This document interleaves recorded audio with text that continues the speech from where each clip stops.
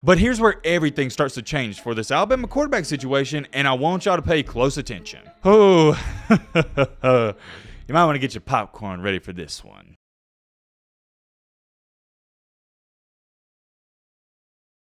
I'm about to freak out. It is nearly May. Spring practice, it's over. It's been over. We are nearly 4 months away. We are pretty much 4 months away from the college football season. And us, I'm referring to Alabama, we have no idea what we're doing. No idea, not a single clue. I've been panicking the past couple of weeks, and now Nick Saban is panicking. But not only Saban, but the Alabama team in general, the coaching staff, they're panicking. They're concerned. Whoa. Hold on. I know what you're sitting there saying. Yo, Matt, what in the crap are you talking about? Why are you screaming? I'm sure by now some of you may have or may have not have heard the news yesterday that Alabama officially landed the Notre Dame transfer quarterback that goes by the name of Tyler Buchner. And that's cool and all. It's all fine and dandy. Welcome to the team.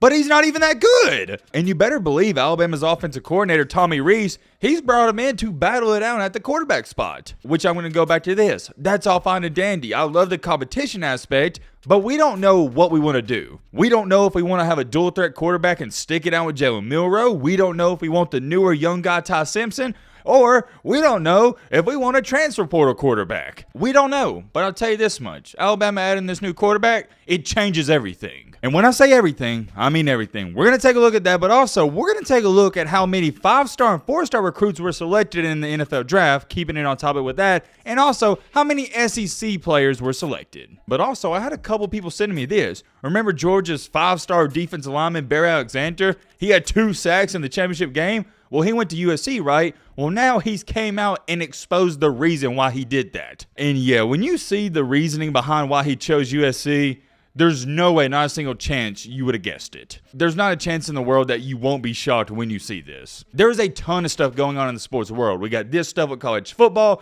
Of course, we got the NFL draft, but tonight, there's 2 big NBA playoff games. I've been enjoying myself watching those. Hope you guys have a great Friday. It's Friday. Get ready for the weekend. It's sunny. It feels good where I'm at. All right, Matt, blah, blah, blah. Shut your crap up. Now, without further ado, let's get into it. First things first, I want to show y'all this. I saw this on TV last night, and I was like, hey, we got to talk about this. I got to flex the SEC for a second. In the last 4 NFL drafts, the SEC has had 21 top 10 picks. The next closest conference is the Big Ten with 7. And y'all wonder why I hype up the SEC so much, because they're that dominant. And this isn't me cherry picking a stat. The SEC dominates in every aspect, every stat line. I don't have too much more to say about that. Did want to share it with you, but also I want to show you this. In the 2023 NFL Draft, which just happened, there was 11 5-stars taken in the first round. As you can see right here, there was 10 4-stars and 8 3-stars. And last but not least, there was only 2 not ranked players selected. I wanted to share this with you because I see all the time people saying on the videos when we hype up these 4- and 5-star recruits,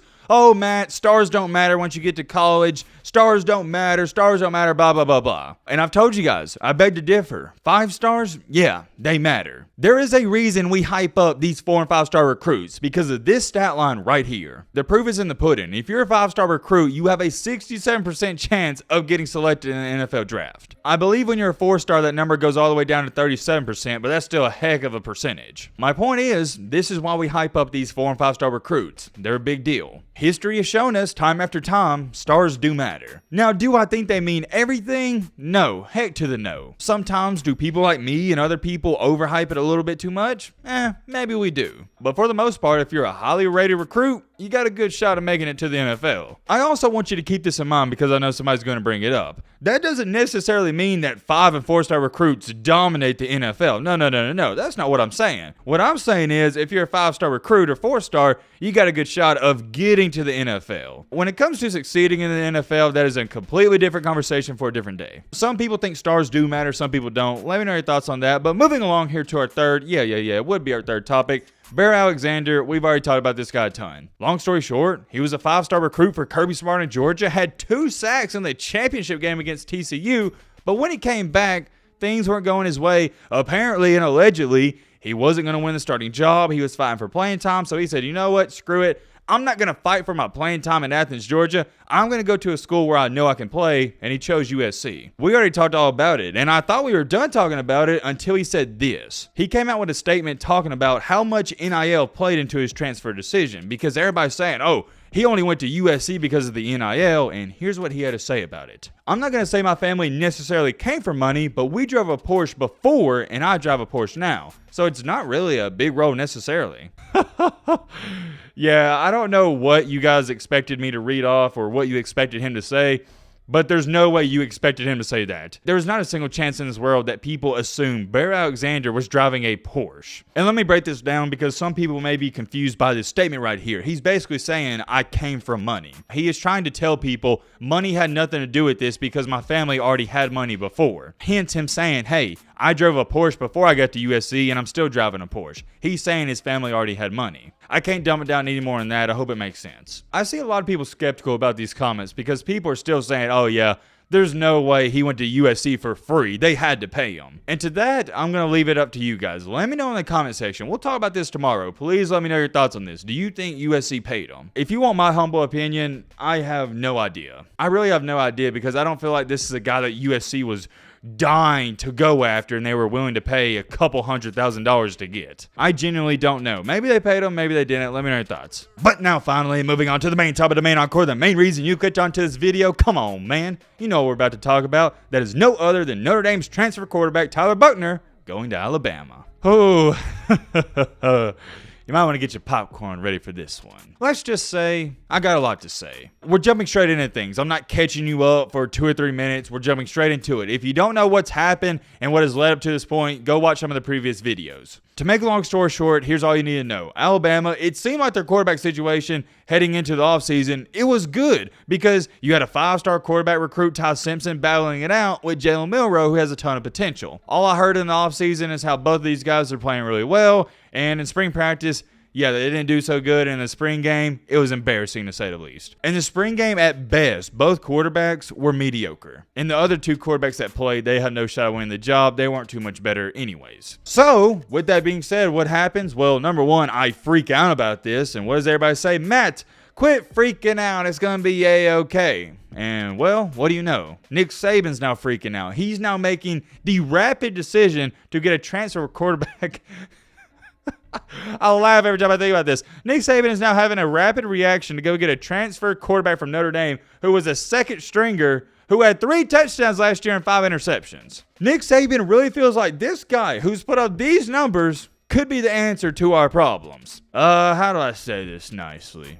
We're not in a good situation. The news came out yesterday and everybody's saying, oh, well, does Saban not trust or does he not believe in Ty Simpson or Jalen Milroe? And the answer to that question is, heck to the no. Why would he believe and trust in these guys after watching them complete 50% of their passes and look mediocre at best? Looking mediocre at best may be good at Auburn. It may be good at Mississippi State. It may be good at Florida. It may be good at Ole Miss, but not Alabama. At least not while Nick Saban's there. It could change when the dynasty falls off, but it's not going to be like that while Saban's there. So what does Saban do? He's feeling uneasy about it. He's like, dang, we need a new quarterback, and he gets the new guy, Tyler Buchner. But here's where everything starts to change for this Alabama quarterback situation, and I want y'all to pay close attention. Jalen Milroe and Tyler Simpson are 2 Uber Eats drivers battling it out for the starting spot. They have now been sent a message from Nick Saban. They now get it. They're like, dang, Nick Saban's not confident in us. He's going to have to bring in another guy. I guess we better step it up. And this is the good part of it because iron sharpens iron. I think Jalen Milroe and Ty Simpson, both of them, they're going to step it up in practice because they now have another guy who they know is competing for that starting spot. A good old little quarterback competition with 3 guys competing for that starting spot, it never hurt anybody. And this isn't one of those scenarios where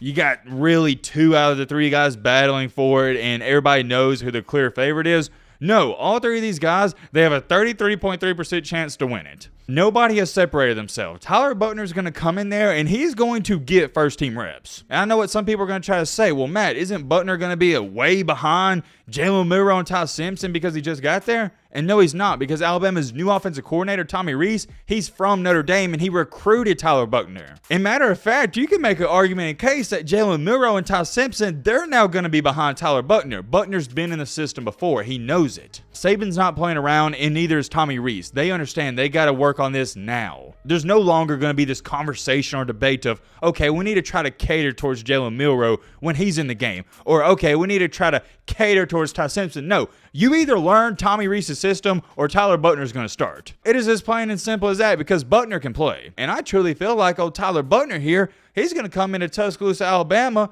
freely because he's not expected to win the job, so he's going to let it loose, and that may work out to his advantage. Because right now, I kind of feel like Jalen Milroe and Ty Simpson, they're playing not to lose. They're not letting their nuts hang. Especially in the spring game, they're kind of playing like they don't want to lose the job. And you can't do that. You got to go out there and win the job. I also want to bring this up. I was talking to one of my buddies last night, and we talked about this.